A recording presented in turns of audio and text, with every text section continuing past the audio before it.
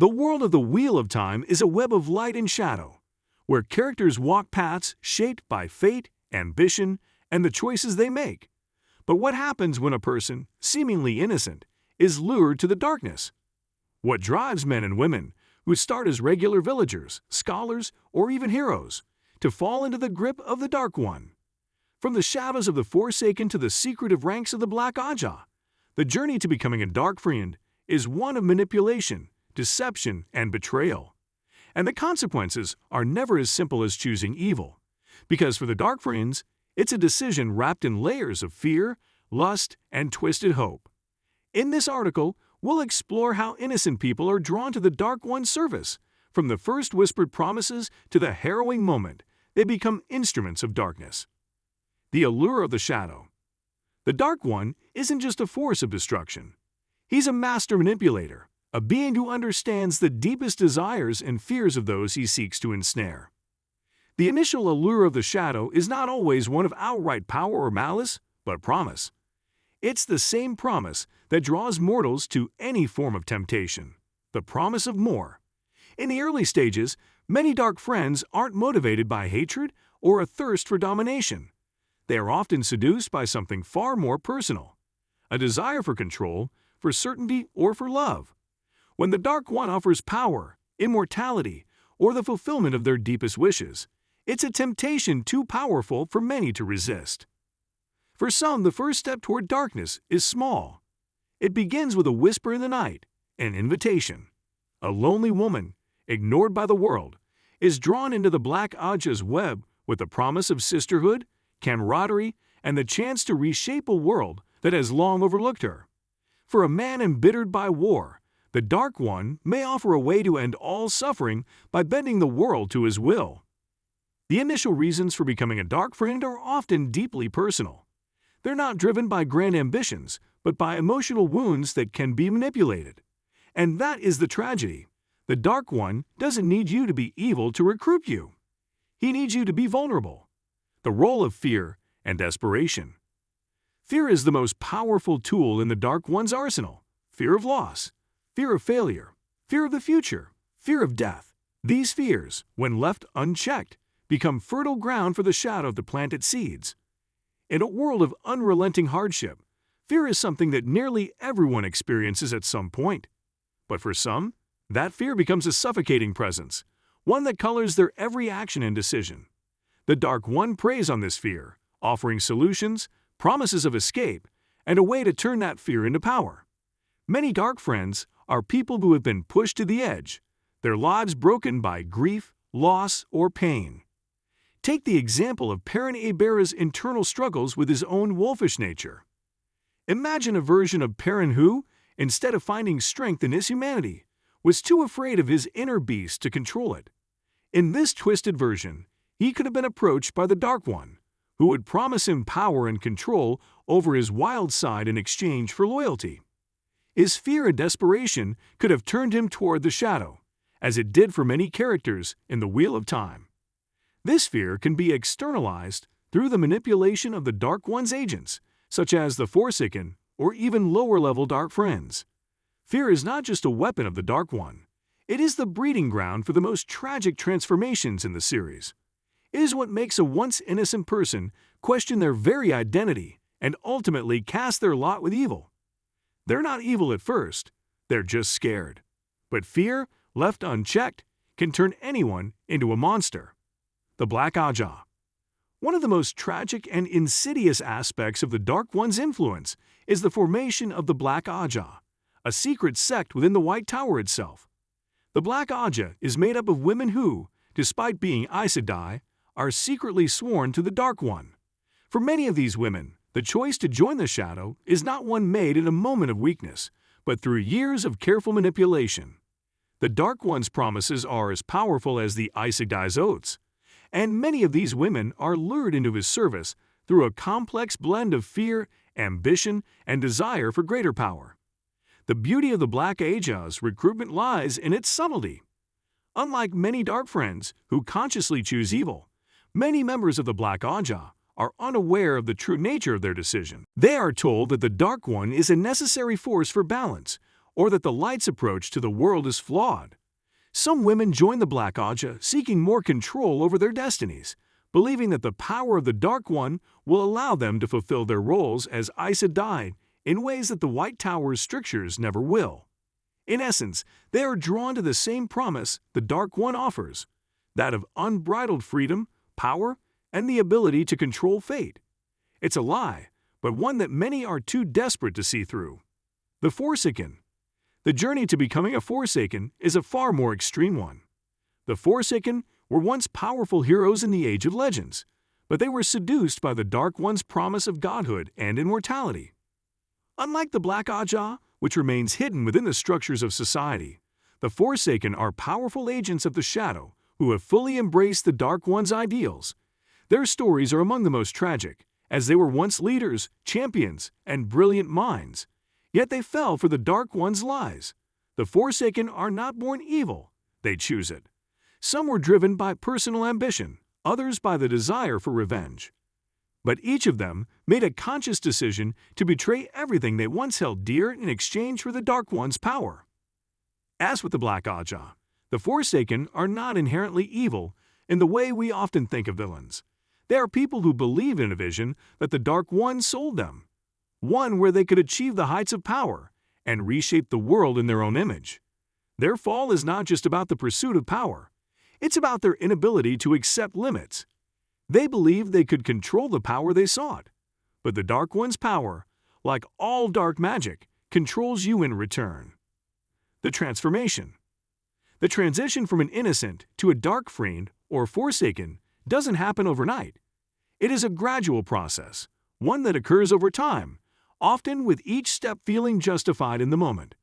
For many Darkfriends, the first act of treachery is minor, a single eye, a secret alliance, a stolen item. But those initial acts, small as they may seem, are the cracks through which the Shadow slips in. Once a person has taken that first step, the path becomes clearer. Every small concession to evil makes the next act easier, and by the time they join the ranks of the Black Aja or Forsaken, their identity is fully entwined with the Dark One's will. They are no longer just pawns. They are agents of the Shadow, serving his will in ways that no longer allow for redemption. The Forsaken, once heroes, had their own initial compromises. They weren't born monsters. They were seduced by the same promises that are used to trap lesser souls. Lanfear, once Miran Aeronail, was an ambitious scientist who sought to reshape the world through her discovery of the One Power. Demander was a brilliant tactician, jealous of Lews Theron's accolades and seeking his own place in history. But each of them crossed a line. They gave up their humanity, their integrity, and their futures in exchange for power. And while they may have believed they could control the power they were offered, the truth is that once they took it, they were never the same. The Forsaken's manipulation of free will. The true horror of the Dark One's servants is their ability to manipulate the human heart. Every Darkfriend and Forsaken was once a person with their own desires, dreams, and moral compass. They were not born to darkness, and many were led down that path, not because of the absence of good intentions, but because their hearts were twisted. For the Forsaken, the biggest weapon at their disposal is the same tool they used to seduce so many before them: the ability to plant doubt, to erode the very concept of free will. The Forsaken never directly command their followers to betray the light. They manipulate their weaknesses. They use promises of power, of unshakable control, or of selfish desire to turn innocent men and women into Darkfriends. Over time, these once pure characters come to believe that their choices are still their own, even as they continue to serve the Shadow's will. This is the true tragedy of the Forsaken. They are not merely victims of the Dark One. They are agents of their own fall, corrupted by the whispers of evil that feed off their insecurities, their weaknesses, and their unfulfilled needs. Take Perrin Aybara, for example. In a twisted reality, where his internal struggle with his wolf-like instincts becomes too much for him to bear, he could fall under the control of a Forsaken who exploits that fear. Fear of becoming too violent, fear of being an animal rather than a man. A Forsaken like Moghedien, who specializes in working within the psychological realm of Teleranrad, could manipulate Perrin's dreams until he no longer knows who he is. In this dark scenario, Perrin could willingly step into the Shadow's embrace, convincing himself that joining the Dark One will finally give him control over his inner beast. This is how the Forsaken work, by making the victim believe they are not only in control, but that they are making the best possible decision for their soul, while slowly corrupting it.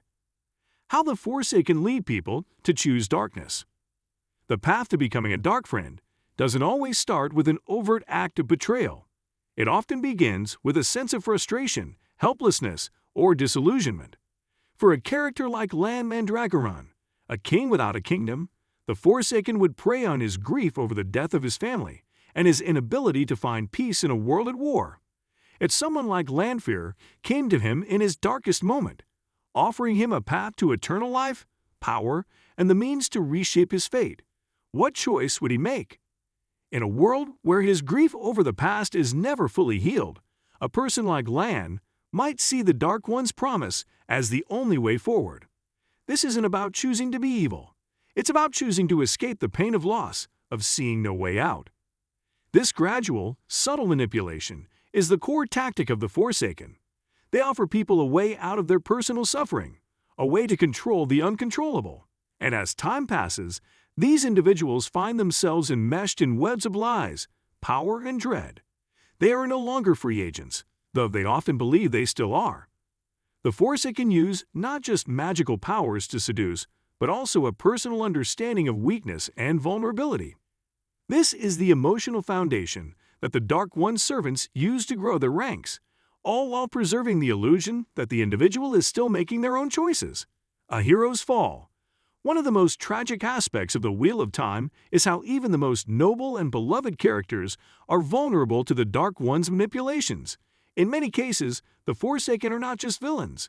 They are symbols of what can happen when a good person's pride, fear, or ambition overrides their sense of right and wrong. Rand al'Thor, for example, is often portrayed as the hero, but even his journey is one of temptation. As he gains power and begins to unravel the deeper parts of his own nature, the risk of falling into the trap of the Dark One becomes stronger. His struggle is not merely external but internal, as he faces the same temptations that once drove the Forsaken. The show has already touched on Rand's inner battles with anger, doubt, and his thirst for control. These are the same weaknesses that the Forsaken once succumbed to, believing that they could wield the one power and reshape the world without consequence. In fact, one of the central themes of the Wheel of Time is that the greatest danger comes not from external forces, but from within. It is the risk of losing yourself in the very thing you seek to control. This is where the Forsaken find their strength. They are not merely reflections of evil.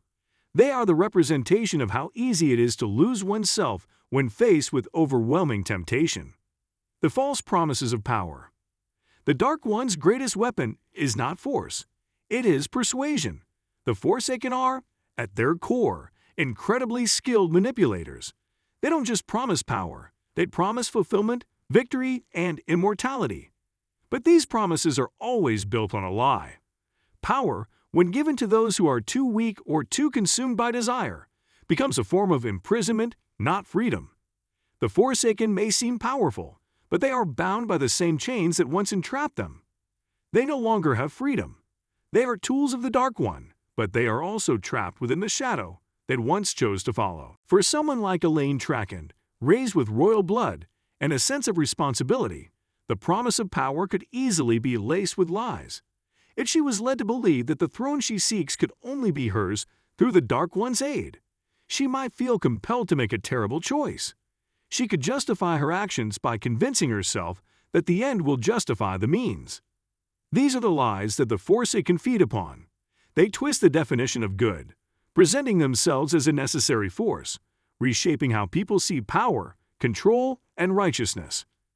Final thoughts. The story of the Darkfriends and Forsaken is not just one of villains. It is a story about choices, consequences, and the tragic corruption of the human soul. Every Forsaken was once someone who could have walked a different path. Every Darkfriend was once someone who believed they were making a good decision. But what makes the Dark One so terrifying isn't his power. It's his understanding of the human heart. He knows how to exploit weakness. He knows how to turn the most innocent desires into instruments of evil. and that is what makes his agents so dangerous. At the heart of the Wheel of Time is the idea that even the best of us can fall. And in the case of the Forsaken, that fall is often more painful because they were once heroes, just like those they now seek to destroy. They are the result of choices, of desperation, of dreams twisted by darkness. And that, perhaps, is the most chilling truth of all. No one is immune to the lure of the shadow.